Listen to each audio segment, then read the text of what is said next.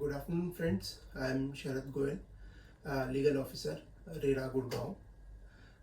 As we have uploaded a video earlier on the filing of complaints, now carrying on the further process on it, we will discuss about the shortcomings in the filing of complaints. As we know that it has been more than 2 years since the RERA Gurgaon has come into force, and we have received more than 11,000 complaints registered with RERA Gurgaon. So as the time progressed, as the complaints were received, we witnessed many shortcomings in the complaints which were received by the authority, which resulted in wastage of time and delay in orders of the authority. So in this video I will guide you how to file a proper complaint. What are the documents to be filed in the complaint? So first of all, it is very necessary that it should have a proper documentation. By proper documentation, we shall include that all the documents should be legible. By legible, I mean that all the documents should be readable. Like in many complaints we have received, we have found that the builder-buyer agreement was not readable because of the photostat problem or subprint problem. So every document annex should be clear and readable, so that it can come into the knowledge of the court. Secondly, all the documents should be signed and in all the copies. In many complaints we have received, we have found that complaint is signed in one of the copies, and in other copies the plaint has not been signed. This results in the delay of the case, and the authenticity of the complaint is disputed. So you are requested to sign all the copies of plaint filed with the authority. Thirdly, you are requested to annex latest statement of account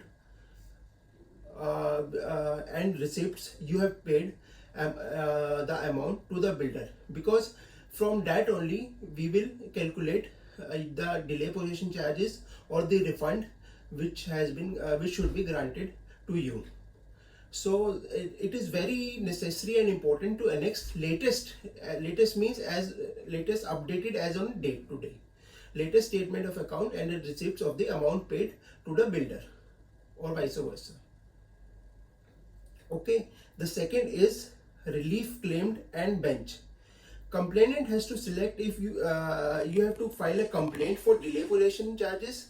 You have to fill the CRA form, and for refund CAO form. We have found that many irregularities have come in this process, like the person wants to file a complaint for delay possession charges and he has filled CAO form. So if you so there is an irregularity, and this results in the rejection of plaint in scrutiny. So always remember, if you want to claim delay possession charges, you have to fill CRA form, and if you want to claim refund and compensation, you have to fill CA form. CA form is before the Honorable Adjudicating Officer, and CRA form is before the Honorable Authority.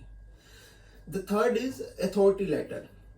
In many times it happens that the complainant is appearing and in person, and he is not able to appear.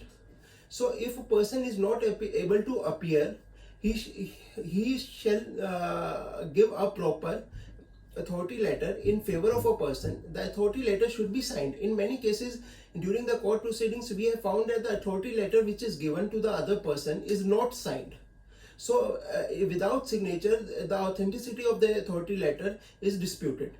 So it is very necessary to get the authority letter signed from the complainant who is filing the complaint. Fourthly, in case of settlement, the party shall produce documents of settlement along with them personally before the court. Suppose, for example, a case is going between a allotee and the builder, and during the pendency of the proceedings, there is a settlement in the case, which is the primary aim of RERA to force speedy disposal of disputes, settlement between the parties. RERA promotes settlement between the parties.